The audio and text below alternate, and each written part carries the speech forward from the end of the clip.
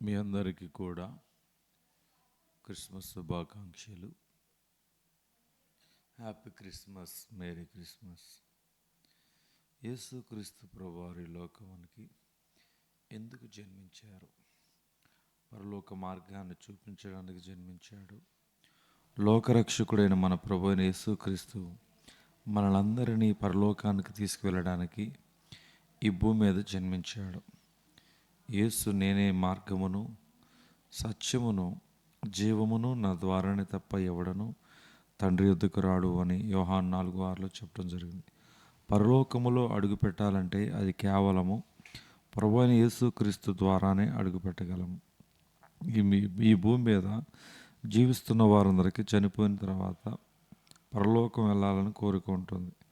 ఆ పరలోకమునికి ఎలా వెళ్ళాలో తెలియక అనేక మంది అనేక అపోహలు కలిగి ఉంటారు. కొంతమంది పుణ్యకార్యములు చేస్తే పరలోకమునకు, మోక్షమునకు వెళ్తామని అంటారు. దాన ధర్మములు చేస్తే పరలోకమునకు వెళ్తామని మరికొందరు అంటారు. అసలు బైబిల్ ఈ విధంగా సెలవిస్తుంది: నేనే మార్గము, నేనే సత్యము, నేనే జీవము. యోహాను సువార్త 4:6. పరలోకమునకు మార్గం చూపేది, తీసుకెళ్లేది ఒకే ఒక దేవుడు. ఆయనే ప్రభు అయిన యేసుక్రీస్తు.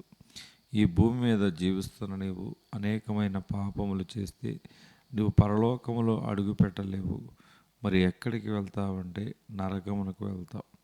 అక్కడ అగ్ని ఆరదు, పురుగు చావదు. ఉదాహరణ, ఒక క్యాండిల్ వెలిగించి ఆ క్యాండిల్ మీద మీ వేలు పెట్టే ప్రయత్నం చేయండి.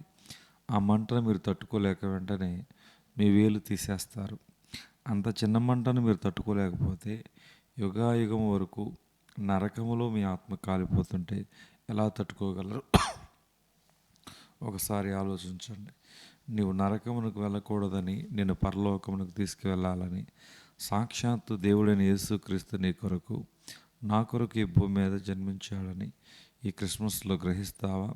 మనము పరలోకములో వెళ్ళాలంటే మనము దేవునితో సమాధాన పడాలి. మనలో సమాధానం ఉండాలి, ఇతరుల్లో కూడా సమాధానం కలిగి ఉండాలి. అందుకే ఆనాడు దూత ఇలాగున గొర్రెల కాపరికి సెలవిచ్చాడు: సర్వోన్నతమైన స్థలములలో దేవునికి మహిమయు, ఆయనకిష్టులైన మనుషులకు భూమి మీద సమాధానము కలుగునుగాక. లోకాసు వార్త 2:14.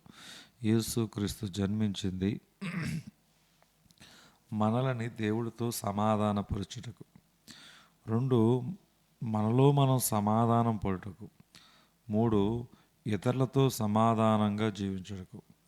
ప్రియ సహోదరులు, సహోదరునిలు, ఈ భూమి మీద నువ్వు సమాధానముగా జీవిస్తేనే పైనున్న పరలోకపు తండ్రిని ఈ భూమి మీద మహిమపరచగలవు.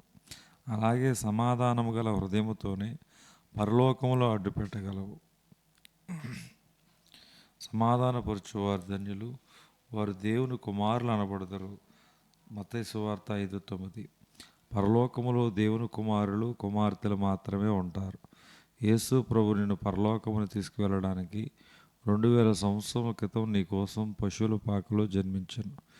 యేసు ప్రభు నిన్ను పరలోకానికి తీసుకెళ్లాలంటే నీవు ఈ భూమి మీద సమాధానముగా జీవిస్తావా? అలా జీవిస్తేనే నీవు పరలోకములో అడుగు పెట్టగలవు. ఈ క్రిస్మస్ పుస్తకము ద్వారా నీవు పరలోకం ఎలా వెళ్ళాలో తెలుసుకున్నావు.